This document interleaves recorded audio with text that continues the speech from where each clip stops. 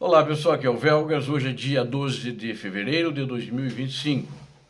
Foi destruído pela Ucrânia um lançador de foguete russo Smerch 2 e também aproximadamente 1.200 russos mortos para conquistar uma pequena vila. Quero convidá-los, inscrevam-se no canal, deem um like, compartilhem com suas redes sociais e façam os seus comentários. Eu conto com vocês. Muito obrigado. Drones ucranianos destruíram um lançador de foguetes russo Smerch 2. Aconteceu isso na província de Donetsk. Os soldados ucranianos da brigada de número 63, uma brigada separada, mecanizada, né? Uma brigada 63 mecanizada, separada, destruíram um raro lançador de foguetes, né? Ele é um lançador de foguetes, na realidade o Smerch 2, ele é anti-submarino, né? E isso aconteceu agora ontem, exatamente ontem, ali na região de Donetsk, ali no fogo pesado dos confrontos na região de Pokrovsk, né? Esses soldados, eles fazem parte, que destruíram, de uma unidade chamada Steel Lions, né? Ou seja, leões de aço significa, né? E que destruíram esse míssil antissubmarino, sendo destruídos por drones na região de Liman. Não, eu falei em Pokrovsk, mas era na região de Liman, né? Que é uma linha de frente também, que os russos às vezes esquentam, às vezes vão meio devagar, e vou falar também no vídeo sobre essa questão do que aconteceu na região de Liman, no meu segundo anúncio que fiz no vídeo. Os drones desempenharam um papel fundamental, tanto para a Ucrânia nessa guerra, como para a Rússia, durante essa invasão em grande escala. Agora, principalmente para a Ucrânia, que está usando-os de uma maneira muito grande. Inclusive, em dezembro, o comandante do exército ucraniano, Alexander Sirski, entregou para as unidades no teatro de operações 200 mil drones dos mais diversos tipos. De acordo com a declaração da brigada, as forças russas montaram esse lançador de foguetes antissubmarino, o Smerch 2, em um veículo que eles têm chamado Ural, né, um caminhão, e o esconderam nas florestas do setor. Eles adaptaram ele para ele poder ser usado não para atingir submarinos, mas para atingir alvos na linha de frente, né, antes dele ser alvejado. No entanto, ele foi descoberto por militares dessa brigada, Leões de Aço, e daí eles alvejaram, eles mandaram em cima desse lançador de foguetes, mandaram drones e destruíram ele totalmente, e a guarnição também ficou destruída, né? O que é esse Smerch 2? Ele é um míssil da era soviética, não é uma coisa moderna. Ele é projetado, então, para destruir submarinos e atacar torpedos, inclusive, ele para interceptar torpedos, que acho que é uma coisa que não se usa muito hoje, talvez se use, eu não sei, pelo menos nessa guerra não vi, só vi drones submarinos e vi mísseis, né? Então ele tem uma instalação estacionária, ele tem 12 canos de calibre, de 213 milímetros é o calibre dele, eles estão dispostos de uma maneira radial, né? E ele foi adotado pela Marinha da antiga URSS, União das Repúblicas Socialistas Soviéticas, no ano de 1961. Então, para vocês verem que o exército russo não está muito bem. Fiz questão de mostrar isso. É uma vitória da Ucrânia ontem destruir esse equipamento, mas ela está usando equipamentos muito antigos, né? Muito antigos mesmo. 1961 é um pouco antes de Brezhnev, é ainda Khrushchev, né, que era o secretário-geral e quem governava a União Soviética, né? Então eles estão com equipamento muito antigo e foi destruído. Um drone de reconhecimento achou essa fera pré-histórica e destruiu essa fera pré-histórica. Então, quero falar para vocês que mais de 1.200 mortos, não se sabe ainda o número total, mas eles foram destruídos em frente a uma pequena vila chamada Terni, em ucraniano Terni e em russo Terni, né? Então, talvez vocês acabem vendo em algum outro canal com pronúncias justamente diferentes, mas alguns que eles pegaram da pronúncia russa, né? Então foi uma batalha brutal, né? os soldados russos foram lançados em ondas após onda de ataques, né? Apenas para enfrentar o fogo implacável do poderio de fogo da Ucrânia. O que se seguiu no campo de batalha foi descrito pelos soldados russos, né? Não são nem os ucranianos, os sobreviventes, como cenas saídas diretamente de um filme de terror, com a luta por esta pequena vila, resultando mais de 1.200 soldados russos sendo dizimados. Deixa eu dizer para vocês, essa vila Terni, que deu essa batalha tão grande, ela tinha, antes da guerra, 764 habitantes. Vê o porte da vila. E esses são os avanços táticos que a Rússia faz e divulga grandemente na imprensa e para os seus propagandistas. E ela assumiu isso porque a Ucrânia, apesar do fogo pesado, dizimou essa quantidade grande de homens, vinham mais, né? E vinham mais, e aí a Ucrânia teve que recuar, porque aí chegou na hora da infantaria e eles não tiveram tempo de recarregar as armas, né? Então foi uma vitória sofrida. Agora, há um ano que eles estão tentando tomar essa vila, um ano. Então imagine as baixas somados a de um dia apenas que eles tiveram anteriormente, né?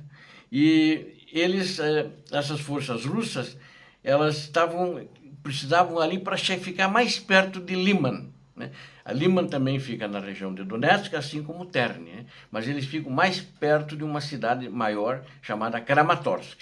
E Liman é uma cidade que tinha, antes da guerra, em torno de 12.900 habitantes, ou seja, aproximadamente 13.000 almas viventes nessa cidade de Liman, né?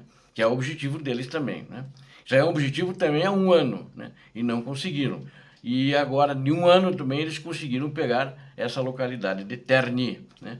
Para conseguir isso, os comandantes russos eles começaram a enviar pequenos grupos de infantaria em ataques diurnos e noturnos, na esperança de sobrepujar os defensores ucranianos, que descreviam o cenário como uma esteira rolante, constante de pequenos ataques russos, né?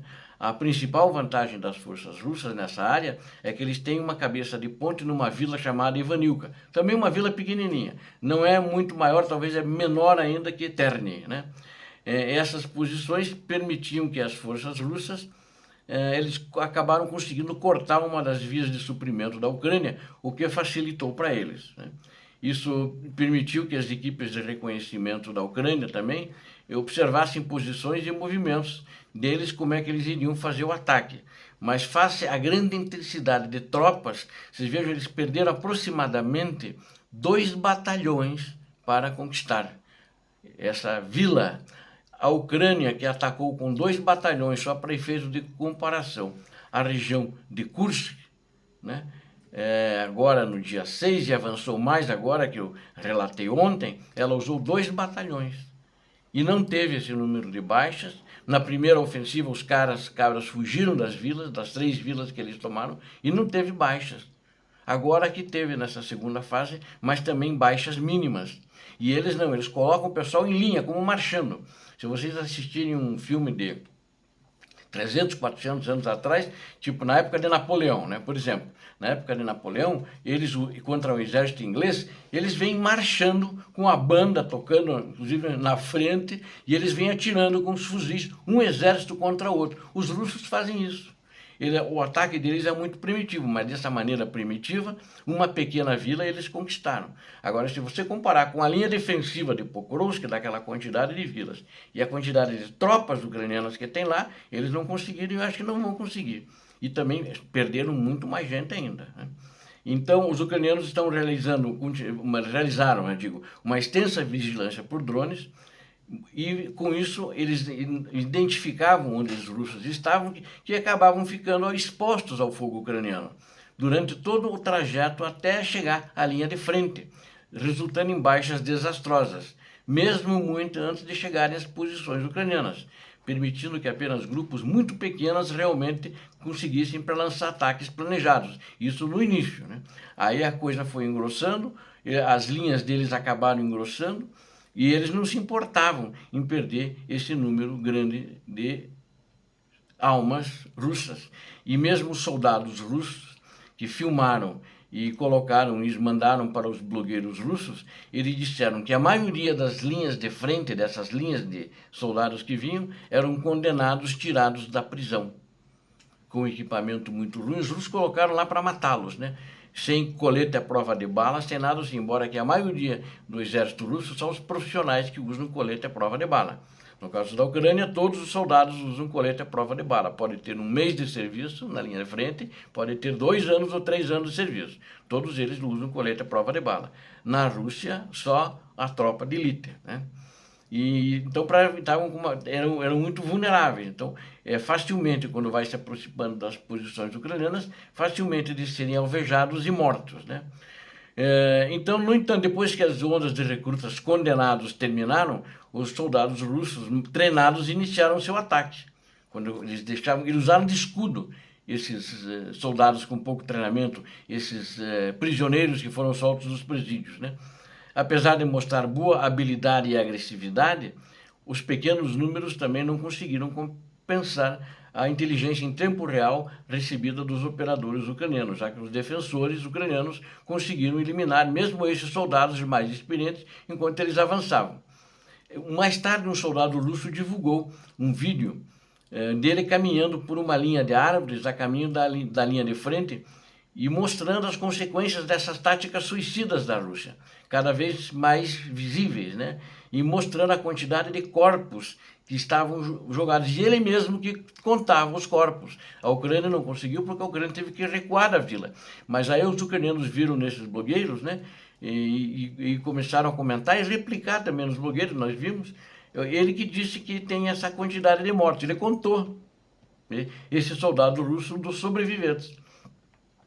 Então, no geral, essa campanha de Russa por Terni resultou nessa quantidade imensa, insana de mortos. Tudo por uma pequena vila, né? E a brigada do número 60, mecanizada da Ucrânia, ela conteve os esforços combinados de 2 divisões russas de uma força total superadas em números. Só que agora eles que atacavam 5-1. Agora é um número muito maior, eles estavam atacando na base de 15-1. Né? E a Ucrânia aí teve que recuar. As forças russas acho que vão continuar a sofrer perdas, né? Elas só entraram em Terni com eles tendo que sofrer ainda muito mais para realmente tomar essa vila, ou seja, o sofrimento foi grande, né? E eles não entraram praticamente com armaduras, com tanques de guerra e com unidades, infantaria a pé. Se eles sacrificaram essa quantidade de tropas, eles tinham praticamente pelo menos uns 1.500 homens para fazer essa tomada. Obrigado a vocês que assistiram esse vídeo, conto com vocês, inscrevam-se no canal, deem um like, compartilhem com suas redes sociais, façam seus comentários, inscreva-se. Aqui você viu a verdade do que acontece na linha de frente e no teatro de operações. Deus abençoe vocês, Deus abençoe a Ucrânia, Deus abençoe o Brasil, paz e bem, paz para toda a humanidade.